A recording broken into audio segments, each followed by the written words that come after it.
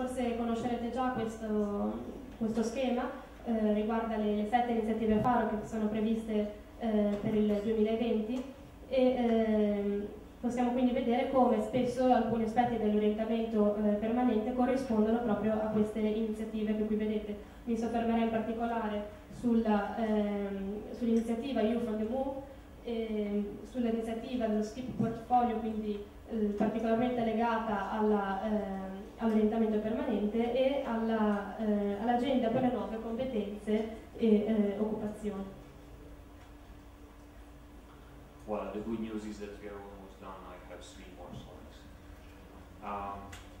In the next one, I tried to draft a couple of items which we are currently working within the European network, and I find them also, as mentioned, challenge in the Italian national reports. So it's also a way how can we establish a win-win situation from the European level to the member state levels. Ho quasi finito, qua ho cercato quindi di identificare quali sono gli elementi strategici e in alcuni casi appunto vediamo anche una certa corrispondenza con le sfide indicate poi nel report italiano. So first of all, there is a current work on the wider understanding of the supply and also the demand side in the field of lifelong guidance. It's not as an easy task as it might look like, because guidance usually very strongly engaged on education, in schools life, and also in active labor market policy measures. So it's not easy to identify wherever we have lifelong guidance services. So the ELGPM Work Package 2, which is about the access, is exactly working in this field. Quindi iniziamo dal lavoro, da vedere l'orientamento appunto come una domanda, rapporto tra la domanda e l'offerta. Sembrerebbe facile ma non lo è, perché l'orientamento quindi viene spesso individuato, legato, considerato insieme alle scuole, mentre è difficile identificare altri ambienti in cui appunto possa attuare, e questo è un po' l'obiettivo che si pone le ALGPN nel WP2.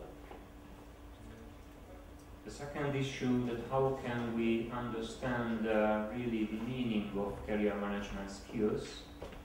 So if you just imagine that or call into your mind that the key competencies of the European Union don't really talk about career management skills, but they're talking about active citizenships.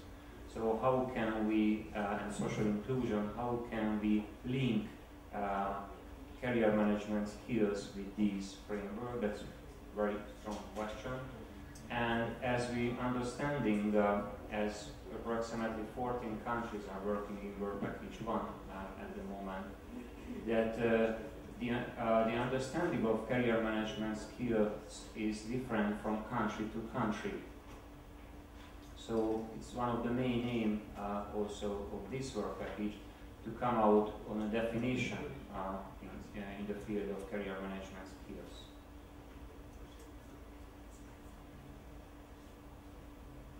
È necessario quindi capire quali siano le abilità per il career management e quindi le competenze anche necessarie. Una domanda molto importante penso sia quella sugli standard di qualità che devono essere condivisi dai diversi settori e trattandosi di diversi paesi ovviamente ci sono molte differenze da paese a paese, quindi anche per quanto riguarda la creazione di una definizione non è certo facile. And just very shortly listing a couple of challenges that we are facing with in Europe and also in the member states. First question is the list of equivalent qualification in the field of guidance. So if we understand that not all teachers, not all psychologists, not all social workers can be identified as trained career counselors, then what type of competencies and knowledge we need for career guidance practitioners, and what are the specific role of the teachers, social workers, HR specialists, psychologists, and others Secondly, do we need a common quality standard in the field of lifelong guidance which can be applied for different sectors? Priorly, I mentioned 6 different sectors. Third issue is widening the access to career guidance services. And widening the access is also very strongly linked with the use of the ICT. But whenever we are mentioning widening the access, is also correspond with the issue of quality. So are we lowering the quality of these services in the same time when we are only or mainly offering self-services? Or it's another debate, is self-service instead of face-to-face services? Or we have to offer these services jointly? So we have to offer self-services and also face-to-face services and group sessions. And last but not least, how can we evaluate the different type of outcomes of guidance services, which lead us to the question of evidence-based practice and evidence-based policy. So currently we are established a pilot in Borbély-Pecze, where Hungary is leading 18 countries, and how to measure the learning outcomes of different type of guidance interventions. So that could lead us really hard facts and figures in this field. Quindi, abbiamo alcune domande da porci. Quali sono se riusciamo ad identificare delle qualifiche equivalenti? Tutte le figure che agiscono nell'ambito dell'orientamento dovrebbero, non tutti sono dei counselor, quindi abbiamo dagli insegnanti ai mentori, agli orientatori, e è necessario capire quali siano le competenze che servono per identificare quindi anche un ruolo specifico di ogni agente.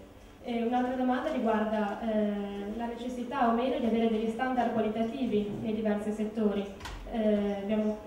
Questi servizi sono legati con l'uso poi delle TIC, e bisogna capire la loro qualità, il livello della qualità, se è buona, e capire se questo riguarda un altro dibattito, se può essere considerato congiuntamente, se dobbiamo offrire questi servizi insieme o meno. E infine come riuscire a valutare i diversi risultati che vengono appunto ottenuti grazie all'orientamento e come riuscire a misurare i risultati. So if we try to conclude, how can we move towards a national and the European lifelong guidance and life-wide guidance system? I haven't mentioned so far life-wide guidance, but you might know that we have lifelong learning and life-wide learning as well. So to be in line with that, lifelong guidance also can be mentioned jointly with life-wide guidance, which means that we are also learning from our peers, from our neighbors, or not only from the teacher in the school, but also from the other pupils, or the unemployed, for example, in the job seekers club, not only learning about the trainer, but there is a very strong effect of the peers in the group. So we have to understand these mechanisms as well. So if you just see this model, which is still a draft version, then you can identify that most of the population, most of them might need only self-information, but some of them also need some help from, in this sense, skilled professionals, so from teachers, from the placement officers in the labor offices, the staff of the NGOs, and so on. And last but not least, we need the trained career guidance professionals and also psychologists who have special training in the field of career guidance.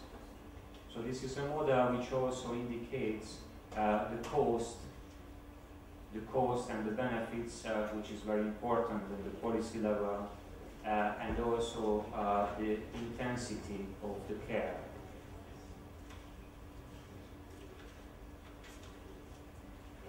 Questo schema ci aiuta a capire come riuscire ad arrivare a un orientamento a livello nazionale. Oltre alla definizione di lifelong guidance, quindi di orientamento permanente, si può parlare anche di life-wide guidance. In questo caso è un orientamento che coinvolge più attori, non si impara soltanto dagli insegnanti, dalle figure preposte all'orientamento, ma spesso sono molto importanti anche i ruoli dei nostri vicini, di tutte le altre persone, anche delle persone disoccupate, quindi non è soltanto l'orientatore vero e proprio a prendere parte in questo progetto.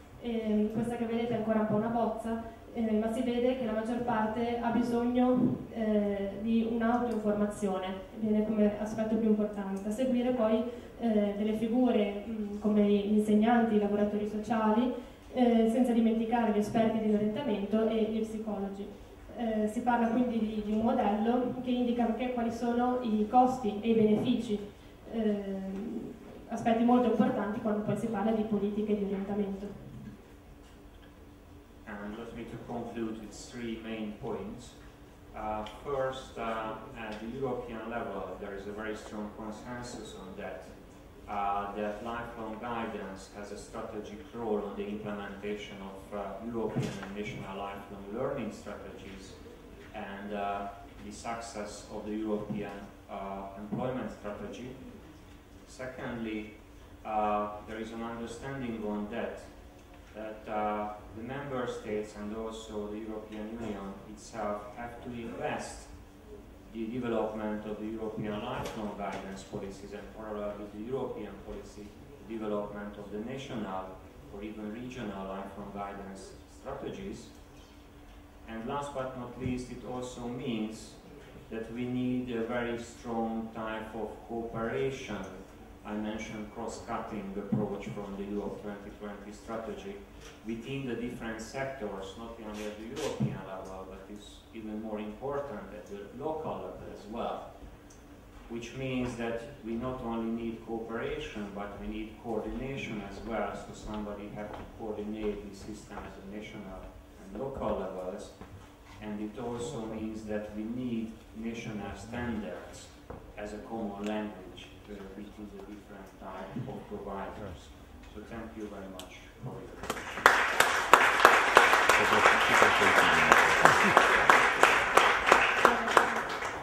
Concludo quindi con questi ultimi 3 punti. A livello europeo la necessità quindi di un consenso, la necessità che sia Stati membri che Unione Europea collaborino e appunto la necessità di investimento da parte loro nelle strategie a livello nazionale e regionale e il bisogno di una cooperazione tra diversi settori, quindi non si può soltanto parlare di Unione Europea ma proprio anche di livello locale, abbiamo bisogno di una coordinazione, di qualcuno che si occupi di una coordinazione sui livelli locale e nazionale e la necessità di identificare degli standard a livello nazionale.